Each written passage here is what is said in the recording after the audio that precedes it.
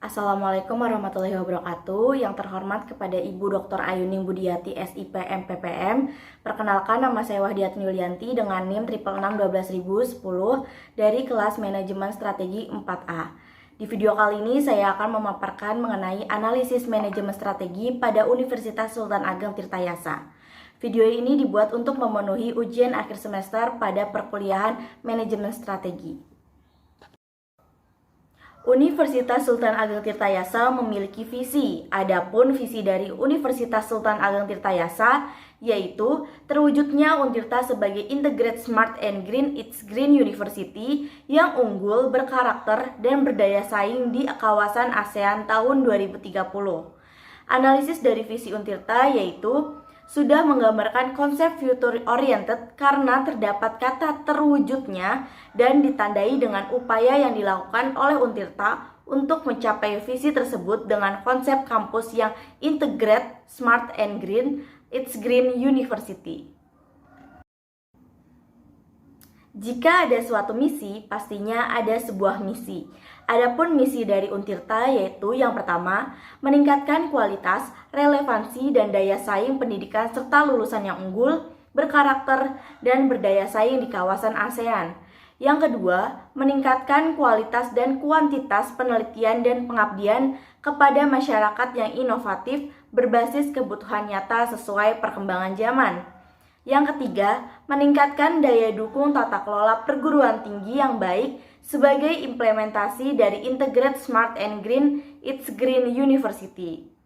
Adapun analisis dari misi Untirta yaitu 3 misi Untirta ini sangat menggambarkan orientasi masa depan karena mengandung keyword meningkatkan, di mana hal tersebut sudah menggambarkan dan usaha mencapai visi yang ada.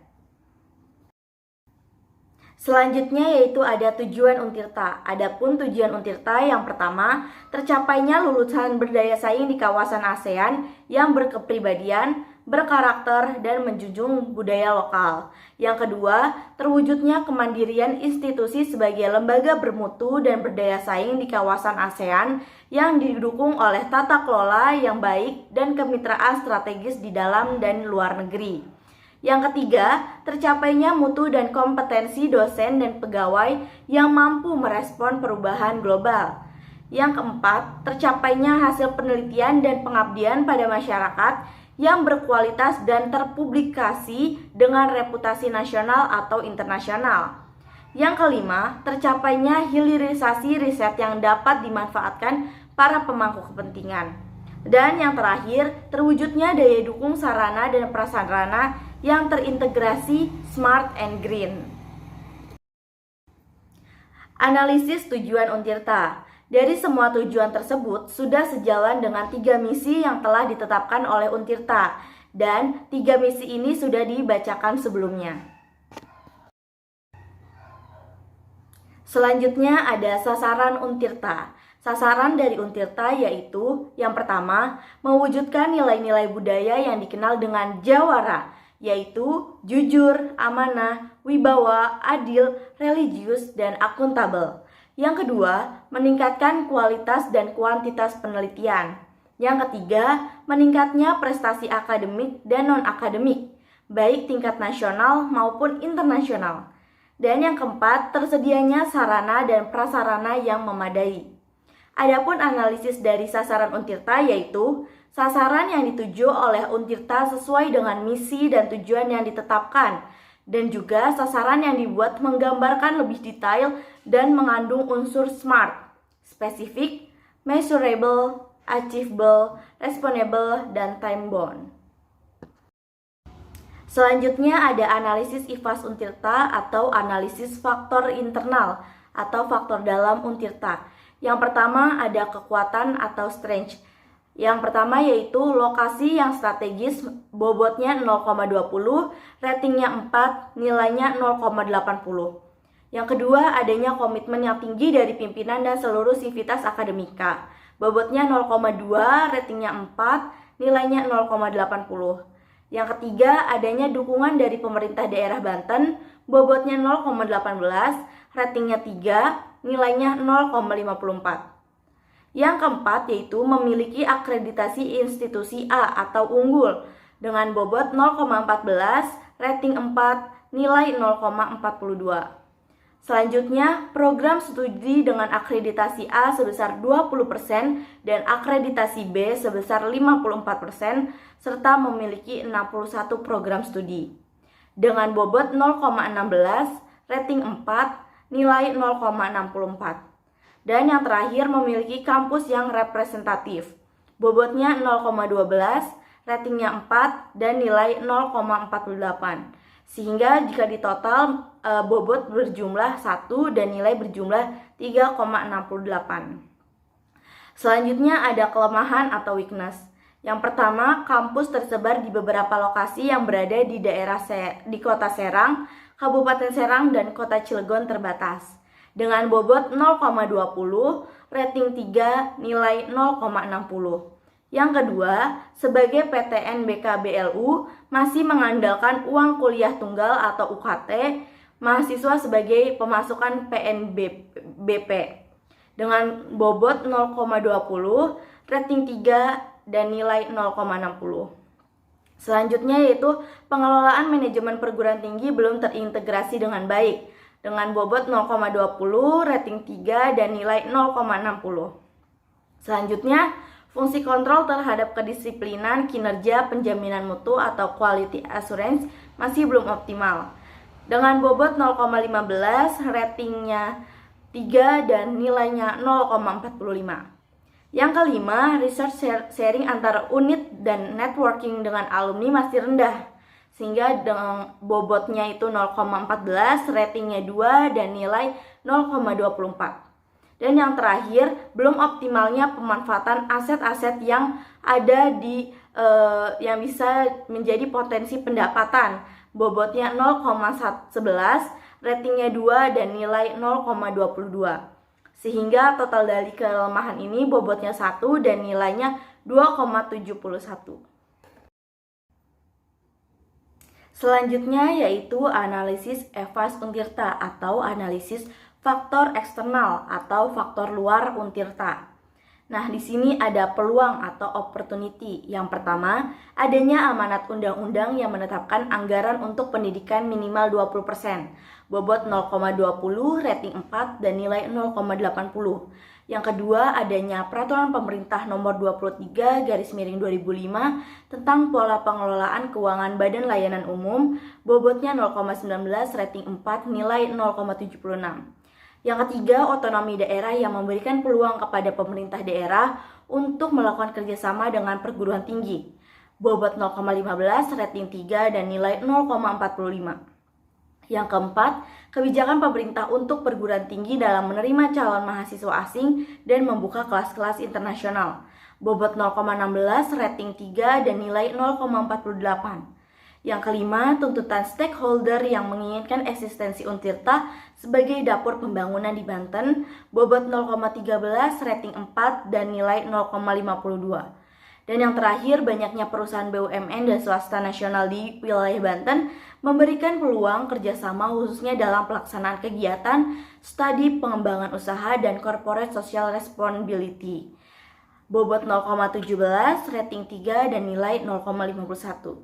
Sehingga di total mendapatkan bobot sebesar 1, nilai sebesar 3,52. Selanjutnya yaitu ancaman atau threat. Yang pertama, persaingan antar perguruan tinggi semakin ketat, termasuk perguruan tinggi luar negeri dan perguruan tinggi swasta yang terdapat di Banten.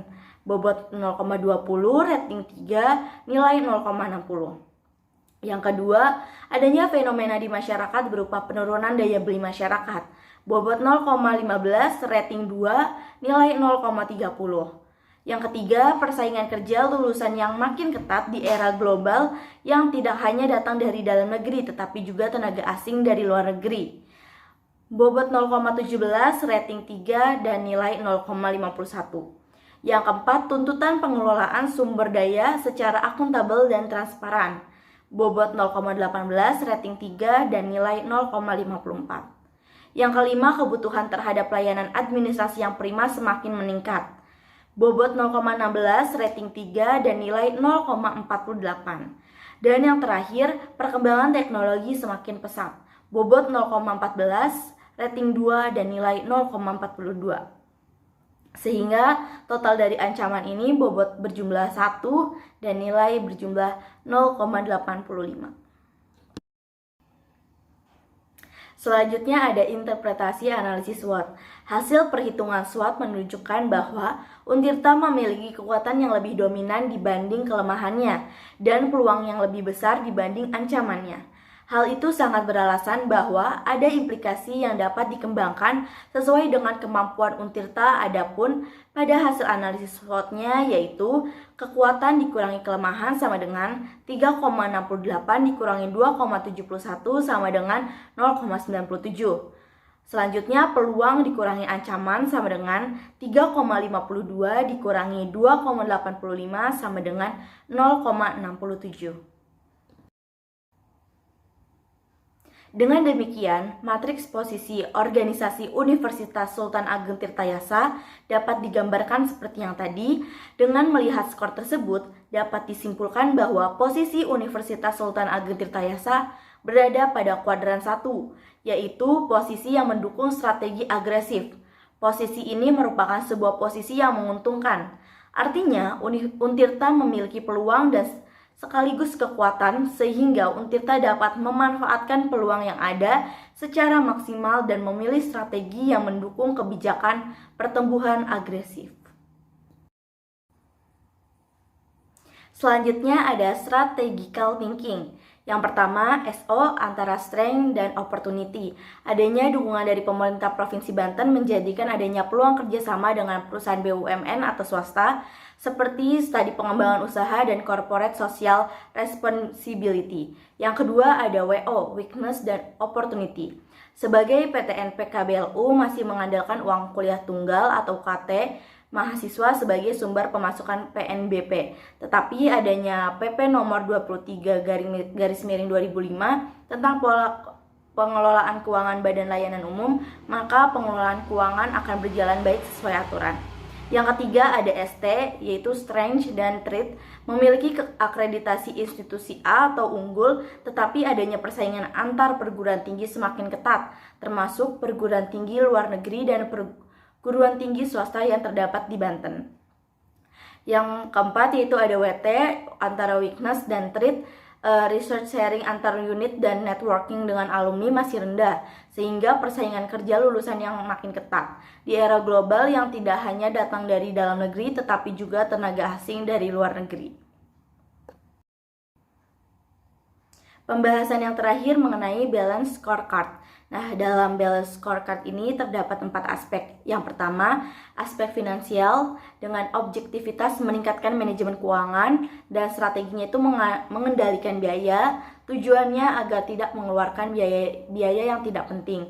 Indikatornya itu anggaran yang seimbang. Aspek yang kedua yaitu internal proses dengan objektivitas keunggulan pengajaran dan pembelajaran. Strateginya meningkatkan kualitas dosen dan mengembangkan metode pembelajaran dan pengajaran.